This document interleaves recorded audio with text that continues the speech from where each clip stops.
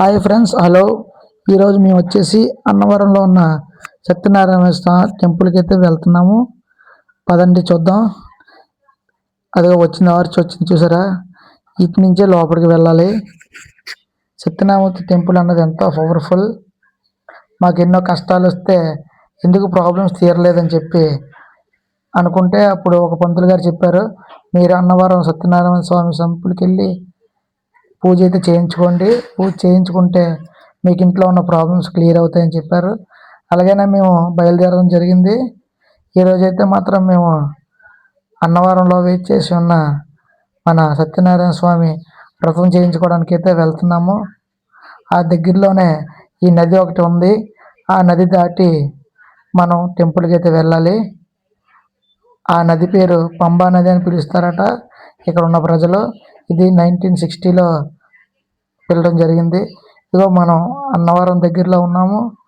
కొండ కింద ఏవైనా మనం కొనుక్కోవాలంటే కొండ కింద పూజా సామాగ్రి అని కొనుక్కోవాలనుకుంటే కొనుక్కోవచ్చు. కొండపైన కూడా పూజా సామాగ్రి అమ్ముతారు.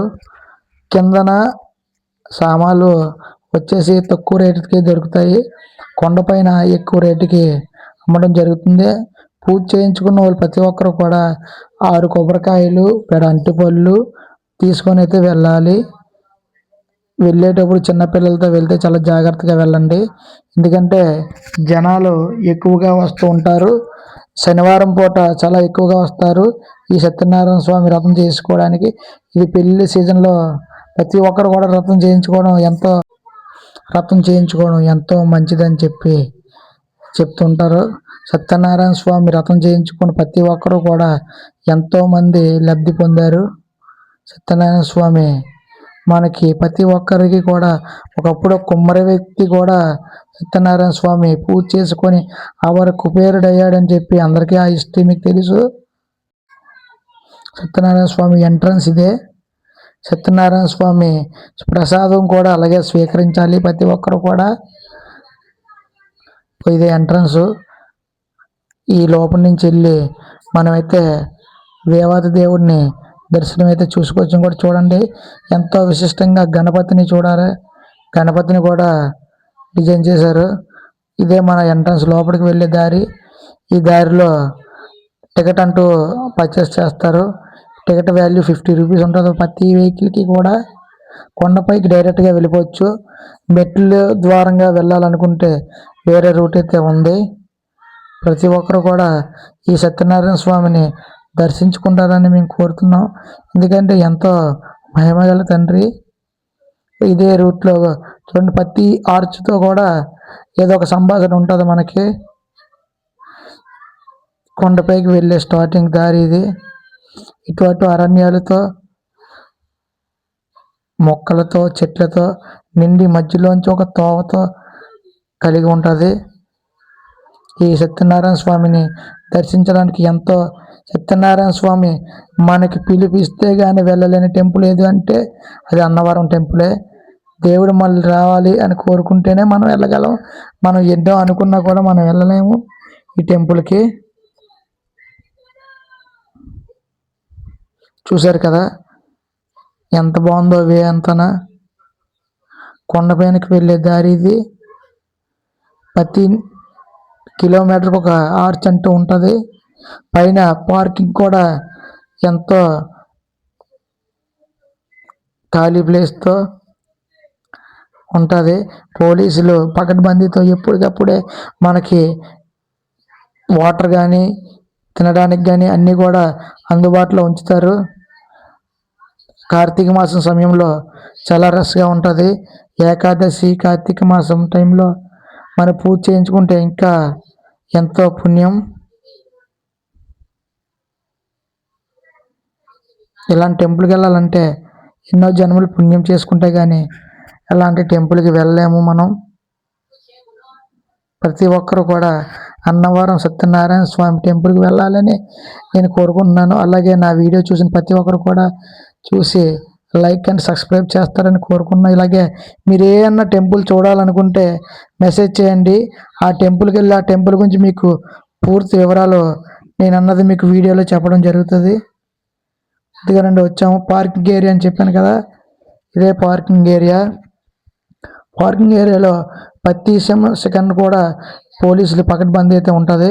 ప్రతి ఒక్కరికి కూడా ఎక్కడ వెహికల్ పెట్టాలైనా ప్రతి దానికి కూడా సెక్యూర్గా ఉంటుంది. మనం అలా అయితే గుడికి ఎంట్రన్స్కి వచ్చాము. గుడి ఎంట్రన్స్ వచ్చిన వెంటనే చూసారు కదా బస్సు, మనం డైరెక్ట్గా కిందకి వెళ్ళాలనుకున్న వాళ్ళకి ఫ్రీ బస్సు అయితే ప్రభుత్వం ప్రకటించింది. అలాగే కొండపైకి ఎక్కాలి ఎవరన్నా అనుకున్న కిందనైతే ఫ్రీ బస్సు ఉంటుంది. పైకి వచ్చి డైరెక్ట్గా సత్యనారాయణ స్వామి కొండపైకి అయితే వెళ్ళొచ్చు. అలాగే చూసారు కదా ఇక్కడ మనం టికెట్స్ తీసుకోవాల్సి వస్తుంది. ప్రతి ఒక్కరు కూడా టికెట్స్ తీసుకోవాలి. పూజా విధానానికి 3 టైప్ ఆఫ్ పూజా విధానాలు ఉంటాయి. అందులో 300 పూజా విధానం ఒకటి, తర్వాత 1500, తర్వాత 2000 రూపాయలతో పూజ అయితే చేయడం జరుగుతుంది. ఈ టెంపుల్కి లోపలికి అయితే వెళ్ళాలి.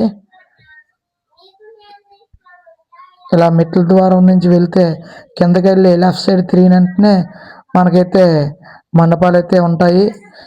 ఎవరైతే పూజ చేయించుకోవాలనుకుంటున్నారో అందరికీ కూడా చూసారు కదా, అందరికి కూడా దర్శనం కూడా దొరుకుతుంది.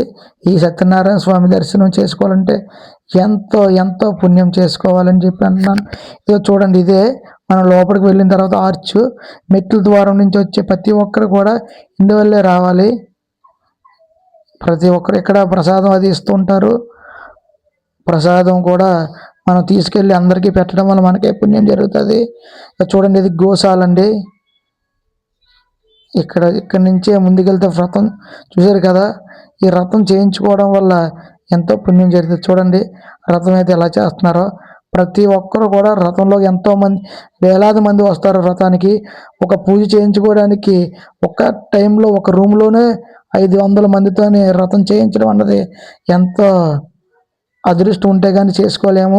అంతమంది దంపతులతో వ్రతం చేయించుకోవాలంటే ఆ సత్యనారాయణ స్వామి మనకి పిలిస్తేనే మనం చేయించుకోగలము అని మాత్రం ఎవరు మర్చిపోకండి.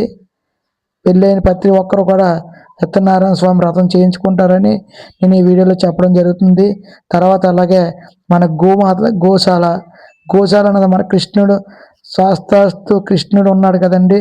కృష్ణుడు వేచేసి ఉన్న అదే కొండపైన కూడా మనకి గోమాతశాల ఉంటుంది. ప్రతి ఒక్కరూ పూజ అయిపోయిన తర్వాత ఈ ప్రతి ఒక్కరు కూడా ఈ గోశాలకైతే రావాలి.